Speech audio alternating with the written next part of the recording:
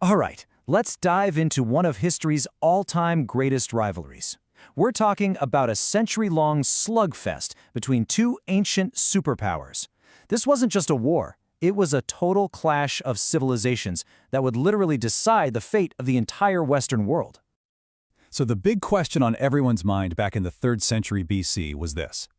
How in the world did a nation of farmers manage to defeat the undisputed masters of the sea? You had Carthage, this massive naval empire, and then you had Rome, a rising land power. They were on an absolute collision course, and we're going to break down exactly how it all went down. Let's get into it. Okay, so to really get our heads around why this war was so brutal, so total, we've got to look at the two rivals.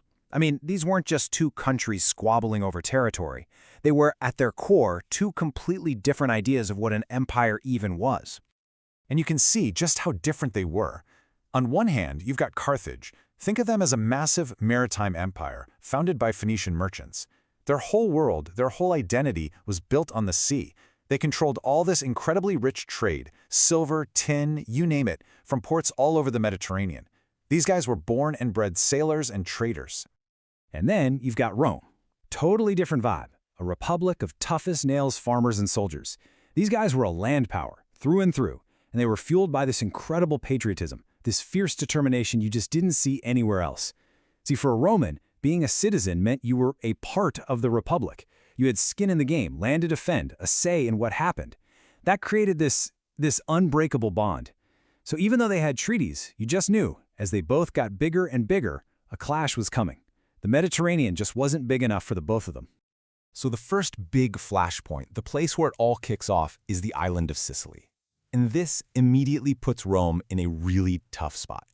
Here they are, this land-based power, and suddenly they have to fight Carthage, the masters of the sea, on their home turf, the water. Honestly, it seemed like an impossible task. So how on earth did they pull it off? Well, what happened next is one of the most incredible stories of reverse engineering in history. A Carthaginian warship literally washes up on the beach, and the Romans, in typical Roman fashion, just take it apart and copy it, piece by piece. But here's the brilliant part.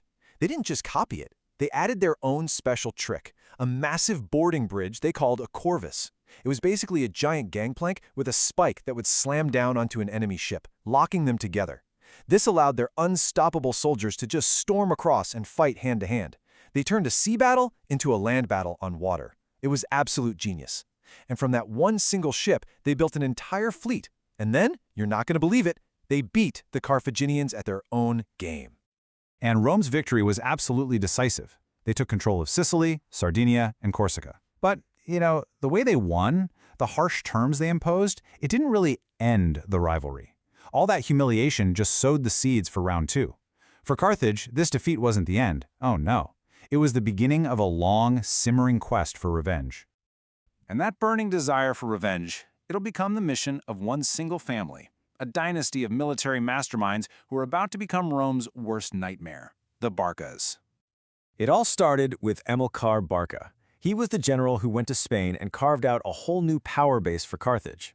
After he died, his son-in-law Asdrubal, and of course his legendary son Hannibal, picked up right where he left off. The three of them basically turned Spain into this powerful empire in exile. It was the perfect launchpad for the next war they knew was just over the horizon.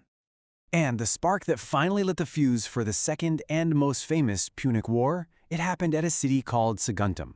Now, this was a tricky situation. The city was technically in Carthage's territory, but it was also allied with Rome. So when Hannibal showed up and laid siege, he was poking the bear. The people of Saguntum fought so desperately that in the end, they chose to take their own lives rather than surrender to him. It was a tragic, brutal event, but it was exactly the excuse both sides needed to go to war. So, war is declared. And Hannibal? He doesn't wait around. He makes a move of such breathtaking audacity that it's still hard to believe. He decided to do the one thing nobody thought was possible. He was going to take the fight directly to Italy, right to Rome's doorstep. What follows is, without a doubt, one of the greatest military gambles in all of history. Hannibal gets this huge army together, but instead of sailing the obvious route, he marches them. He takes them over the Pyrenees Mountains, and then he does the legendary crossing of the frozen Alps. We're talking soldiers, supplies, and yes, war elephants trekking over those icy peaks. He then drops down into northern Italy, and you can just imagine the shockwaves that sent through the Roman Republic. And once he was in Italy, Hannibal was just unstoppable.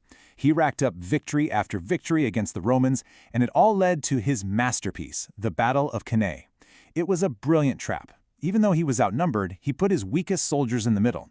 The Romans charged forward, thinking they were breaking through, but it was a bait. As they pushed deeper, Hannibal's best troops swung around the sides and completely surrounded them. He didn't just defeat the Roman army, he annihilated it. To this day, military academies still study Cannae as the perfect battle, and it brought Rome to its knees, to the absolute brink of total collapse. Rome was reeling. It really looked like it was over, that Hannibal had won. But just when all hope seemed lost, a new Roman general stepped onto the stage. A man with the smarts, the strategy, and the charisma to finally go toe-to-toe with Hannibal, Publius Cornelius Scipio. Scipio's plan was so simple, it was genius. He knew Hannibal's whole strategy was about breaking Rome and Italy. So Scipio just flipped the entire script.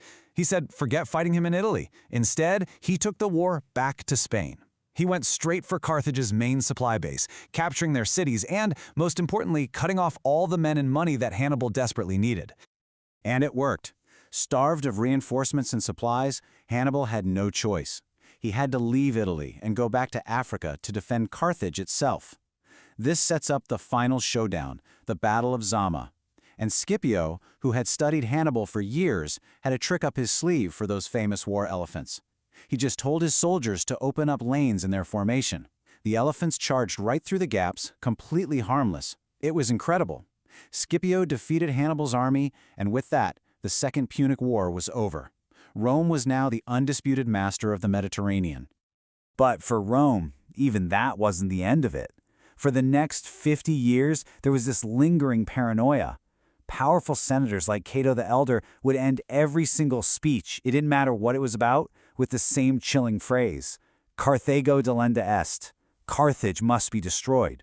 And when they saw Carthage starting to get back on its feet economically, they decided to finish the job.